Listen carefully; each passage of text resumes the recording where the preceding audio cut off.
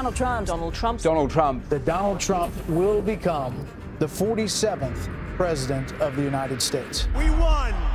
Le 18 janvier 2025, Donald Trump est le 47e président des États-Unis, lance sa crypto, le Trump, au cours de 6 $. Seulement 24 heures plus tard, le cours de la crypto dépasse les 75 $. À son pic, la capitalisation du Trump dépassait les 75 milliards $, devenant la 6e crypto avec la plus grosse capitalisation au monde. En seulement 36 heures, la crypto de Trump a atteint une valorisation que Amazon a mis plus de 13 ans à atteindre. Sauf que ce qui devait arriver, arriva. Et seulement 2 jours après son lancement, le Trump s'effondre sous la barre des 40 $, faisant perdre des millions de dollars à des millions d'Américains. Et la blague aurait pu s'arrêter là, si en même temps que le Trump chutait, la première dame Melania Trump n'avait pas lancé sa propre crypto, le Melania, qui s'est également envolé avant de s'effondrer à son tour, moins de 24 heures après sa publication. Si certains pensent que cette histoire n'a été qu'une mauvaise blague dans la carrière du 47e président des États-Unis, elle cache en réalité quelque chose de bien plus grave. Mais c'est quoi, au juste, le Trump et le Melania? Qui s'est réellement enrichi dans cette histoire? Et de combien? Et pourquoi vous devez absolument comprendre ce qu'il s'est passé pour ne pas être celui qui finira par payer les pots cassés. Je suis Charles Elias Farah, conseiller en investissement financier, et aujourd'hui on analyse le cataclysme des cryptos de la famille Trump pour vous permettre de devenir des investisseurs plus avertis. Trump, histoire d'une blague qui a coûté des millions. Qu'est-ce que le Trump et le Melania? Le Trump et le Melania sont des meme coins. Un meme coin, c'est une crypto-monnaie qui a pour origine une blague, et qui sont considérés comme particulièrement volatiles et spéculatifs. Le plus célèbre des meme coins, c'est le Dogecoin. Cette crypto avec pour effigie un Shiba Inu avait coûté au président de X un procès en 2022 après qu'il ait été accusé de délit d'initié. Il publiait des mèmes, donc des posts humoristiques sur Twitter, qui mettaient en avant le Dogecoin, et chacun de ces posts avait pour effet de faire s'envoler le cours de ce meme coin avant de le voir à nouveau s'effondrer. On se souviendra par exemple de Glober Contesoto, le Brésilien qui a acheté en 2021 pour plus de 250 000 $ de Dogecoin quand il ne valait encore que 45 centimes, et qui a vu sa fortune s'élever à plus de 4 millions de dollars avant de retomber sous les 200 000. Plus récemment, on a connu le phénomène Hawk to a Girl de Hailey Welch, une américaine qui a fait le buzz fin 2024 et qui a ensuite lancé le Hawk, un meme coin qu'elle a fait acheter à ses millions d'abonnés. My Hawk meme coin is live!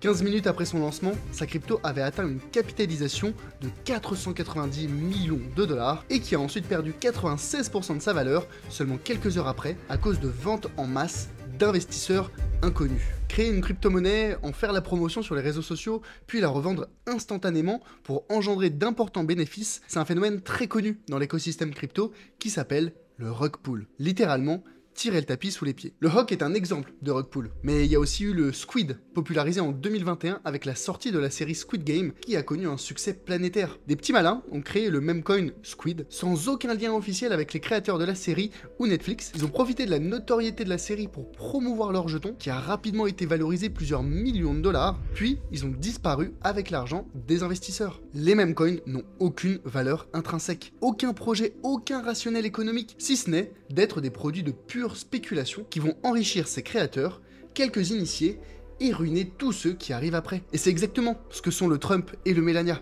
des produits purement spéculatifs. Sauf que si certains pensaient à une mauvaise blague du président, ça n'est malheureusement pas la première fois que Trump propose des produits crypto. En 2022, il avait déjà lancé des NFT à son effigie, prenant des poses de super-héros. D'après Donald Trump, ces cryptos ont avant tout une portée politique et symbolique, qui permettent aux fans du nouveau président d'afficher leur soutien et de participer à l'essor de son mouvement. Sauf qu'en réalité, elles font avant tout partie d'une stratégie bien ficelée qui n'a pour objectif qu'enrichir quelques privilégiés. Et comme on va le voir dans un instant, ça a très bien marché. Alors évidemment, Donald Trump et ses proches ne pouvaient pas faire un rug pull et revendre la totalité de leurs jetons au moment du pic de la valorisation. Les pertes importantes que ça causerait entraîneraient des actions en justice contre lui par des personnes qui considéreraient avoir été trompées. Non, pour profiter de cette opération, il fallait agir de façon beaucoup plus subtile, plus discrète. Et c'est précisément ce qui s'est passé. Qui a gagné dans cette opération et combien?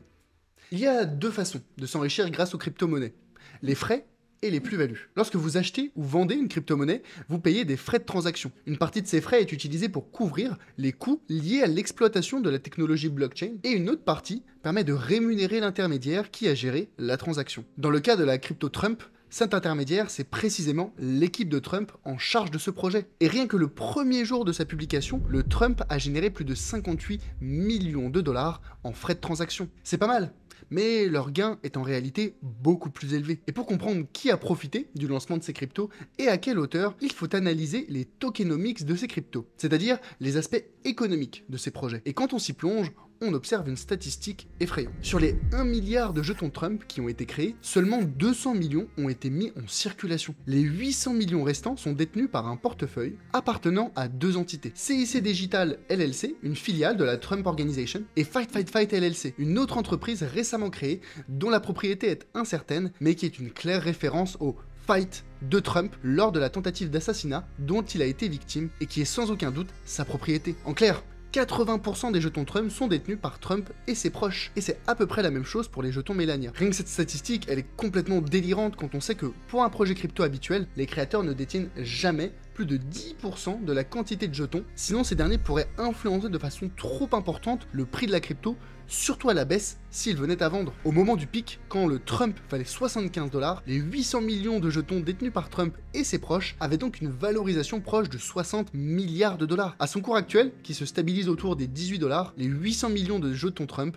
valaient près de 14 milliards de dollars. Alors cette valorisation, elle est complètement théorique. Elle ne veut pas dire que Trump a gagné 14 milliards de dollars grâce à sa crypto. Elle suppose que ces 800 millions de jetons, qui ne sont même pas encore en circulation, soient tous vendus au cours actuel. Or c'est impossible. À mesure que les jetons de Trump seront mis en circulation dans les mois qui viennent, l'augmentation de l'offre va mécaniquement faire baisser leur prix par le mécanisme de l'offre et de la demande. Surtout que l'équipe de Trump a affirmé que les 800 millions de jetons seront progressivement mis sur le marché au cours des 3 prochaines années, justement pour éviter toute chute brutale du cours suite à une vente massive des jetons. Sauf que cette affirmation, malheureusement, elle ne vaut rien. Habituellement, dans un projet crypto, ce type d'affirmation est soutenu par un smart contract qui empêche, littéralement, techniquement, les jetons d'être vendus plutôt que prévu. Sauf que dans le cas du Trump, aucun smart contract n'a été émis. CIC Digital LLC et Fight Fight Fight LLC, très probablement détenus en grande majorité par Trump et ses proches, sont libres de vendre leurs jetons quand bon leur semble. Alors, est-ce qu'ils vont le faire ? Personne ne peut le prédire. Mais ce qui est certain,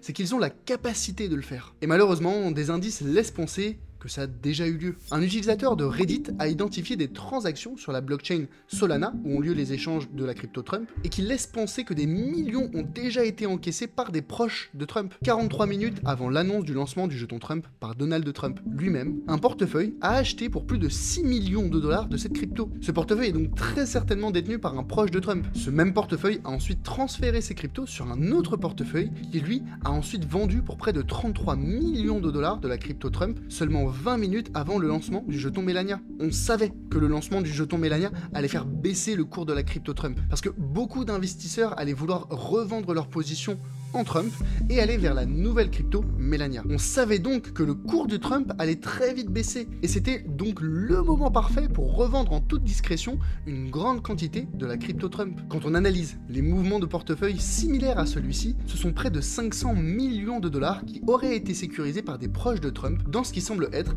l'un des plus gros rug pulls de l'histoire. Qui plus est, organisé par le président des États-Unis lui-même. Mais ça ne s'est pas arrêté là. En parallèle de cette histoire, Ryan Fournier, conseiller de Donald Trump, a promu le lancement d'une crypto, le TikTok Coin, le jour même où TikTok a été interdit puis réautorisé par Donald Trump aux États-Unis. Seulement quelques heures après son lancement, cette crypto a vu son cours brutalement chuter suite à des ventes massives. Beaucoup d'investisseurs ont accusé Ryan de rug pull, ce à quoi il a répondu par un tweet expliquant qu'il s'est fait arnaquer par le créateur du jeton. Pourtant, il a affiché des gains personnels avec ce jeton de près de 19 millions de dollars. Aucun doute n'est possible sur le fait que le lancement des cryptos Trump, Melania et même TikTok Coin ont enrichi de plusieurs centaines de millions de dollars Trump et ses proches. Et quand on sait qu'ils détiennent encore 80% des réserves de jetons, la situation pourrait encore empirer dans les mois qui viennent, à mesure que les jetons seront mis en circulation. Sauf que se limiter à Trump et ses proches dans l'analyse des grands gagnants de cette opération, ce serait ne regarder qu'une partie de l'équation. Les plateformes d'échange de crypto-monnaies ont elles aussi bénéficié du lancement de ces cryptos. Pour preuve, la plateforme Ripple a donné 5 millions de dollars au fonds d'inauguration de Trump. Coinbase, Kraken et Circle ont chacun donné 1 million de dollars. Robinhood, une autre plateforme très connue, a donné plus de 2 millions de dollars. Le président, qui compte créer pour les États-Unis une réserve de crypto crypto-monnaies a le plein soutien des plateformes d'échange qui voient en Trump le soutien indéfectible à la démocratisation de leur activité. Elles savent qu'avec le soutien de Trump, elles auront le soutien de la SEC, le gendarme des marchés financiers américains, qui leur laissera la voie libre pour développer leur activité tranquillement. Mais malheureusement, comme dans tout marché, lorsqu'il y a des gagnants, il y a des perdants. Et dans cette histoire, les perdants sont très nombreux et ils ont beaucoup perdu. Qui a perdu dans cette opération ? On distingue 3 types d'acteurs qui ont perdu dans cette opération. Les premiers perdants dans cette histoire, ce sont évidemment les millions d'Américains qui ont acheté du Trump après le matin du 18 janvier, quand les cryptos s'échangeaient encore autour des 18$, qui est son cours actuel. Soyons honnêtes, le cours ne va jamais remonter au-dessus des 18$. Le Trump est une crypto de popularité. Si Trump gagne en popularité, le cours de sa crypto pourrait monter. Dans le cas contraire, elle pourrait sombrer dans les abysses. Et en vue des premières décisions très controversées du président après son investiture, comme la fin du droit du sol, le retrait des États-Unis de l'accord de Paris ou de l'Organisation mondiale de la santé, la seconde option pourrait bien prendre l'ascendant. En clair, ceux qui ont acheté du Trump à plus de 18$ sont très certainement condamnés à tôt ou tard perdre de l'argent. Mais l'autre grand perdant de cette opération, c'est l'écosystème crypto lui-même. Quelques jours après le lancement de sa crypto, Trump est interrogé sur le succès de cette dernière par un journaliste et il lui répond ceci. Well, I don't know if it benefited. I don't know where it is. I don't know much about it other than I launched it. I heard it was very successful. I haven't checked it. Where is it today? You made a lot of money, sir. How much? Several $billion, it seems like, in the last several days. Several billion? That's peanuts for these guys. Quelle image est-ce que ça donne du président qui se proclame pro-crypto, mais qui ne suit même pas le lancement de sa propre crypto? Les meme coins sont très fortement critiqués par les défenseurs de l'écosystème crypto, qui y voient principalement des outils utilisés pour arnaquer les particuliers les moins éduqués. C'est pourquoi les acteurs de cet écosystème n'ont pas tardé à commenter et à condamner la sortie de ces cryptos comme étant une honte. Rokana, une représentante du Parti libéral, a même suggéré que la vente de crypto-actifs soit interdite par des représentants du gouvernement. Certes, des millions d'Américains ont fait leur premier pas dans les crypto-monnaies grâce au Trump, mais à quel prix? Que vont-ils en retenir si ce n'est une perte financière et un sentiment d'avoir été trompés? Combien d'Américains qui ont soutenu Trump lors de sa campagne vont perdre les économies potentiellement d'une vie entière à cause de leur nouveau président? Bien sûr, il existe un monde dans lequel la crypto Trump va décoller à nouveau et dépasser son pic et permettre à ces millions d'Américains de récupérer leur mise, voire de réaliser un profit. Mais quelles sont les réelles probabilités que ça arrive? Dans toute l'histoire des crypto-monnaies, jamais un meme coin n'a dépassé le plus haut historique après un crash. Et l'histoire va très probablement se répéter pour le Trump et le Melania. Enfin, le dernier perdant dans cette histoire, c'est étonnamment Trump lui-même. Suite à la chute du Trump, le cours de l'action Trump Media and Technology Group, la société de médias de Donald Trump, a chuté de près de 11%. Trump détenant 50% de l'entreprise, sa fortune personnelle a donc chuté de près de 500 millions de dollars suite à cette opération. Alors oui, ces chiffres ne reflètent que des valorisations théoriques et pas des dollars sur un compte en banque, mais ils montrent que les impacts économiques d'une telle opération sont bien plus complexes à définir qu'on peut l'imaginer. Et c'est justement l'opaque complexité de la réalité économique qui a malheureusement trompé tant d'acteurs dans cette histoire et qui explique pourquoi vous auriez aussi pu vous faire avoir, pourquoi autant de personnes ont investi. Ce qui s'est passé après l'investiture de Trump a parfaitement illustré 3 biais comportementaux dont les investisseurs particuliers sont très souvent victimes. Le premier, c'est le comportement moutonnier, c'est-à-dire la tendance naturelle des êtres humains à reproduire le comportement de leur père. Parce que votre voisin, petit cousin ou boulangère vous parle d'une opportunité d'investissement qui pourrait vous rapporter gros, vous vous y intéressez. Le second biais comportemental, c'est le FOMO, ou Fear of Missing Out. Vous ne voulez pas être le seul du groupe à passer à côté de cette opportunité. Alors, vous achetez. Enfin, les Américains qui ont investi dans le Trump et le Melania ont été victimes d'un troisième biais comportemental, qu'est l'aversion à la perte. Lorsque le cours de ces cryptos a commencé à chuter, beaucoup ont préféré vendre, de peur de voir leur investissement perdre encore plus de valeur. Ça a créé une réaction en chaîne qui a rapidement tiré vers le bas le cours des cryptos. Le manque d'éducation financière a coûté très cher aux investisseurs particuliers et continuera de maintenir dans la précarité celles et ceux qui ne prendront pas l'initiative de s'intéresser à ces sujets. Sauf que si cette affaire était arrivée en France, qu'est-ce qui se serait passé? Est-ce qu'on aurait vu une levée de bouclier des particuliers qui auraient tout de suite compris les dangers de ces crypto-monnaies? Probablement pas. Le manque d'éducation financière frappe tout autant, si ce n'est plus, les Français que les Américains. C'est pourquoi je me bats chaque jour contre le manque d'éducation financière à travers mon média Le Grand Bain. En plus de 2 ans, mes contenus ont été vus, lus ou écoutés plus de 10 millions de fois, Et pour autant, il reste encore tellement de travail. L'histoire ne fait que se répéter et les perdants sont toujours les mêmes. Analyser les tokenomics d'une crypto n'est pas nécessaire pour éviter ce genre d'arnaque. Mais si les investisseurs particuliers étaient sensibilisés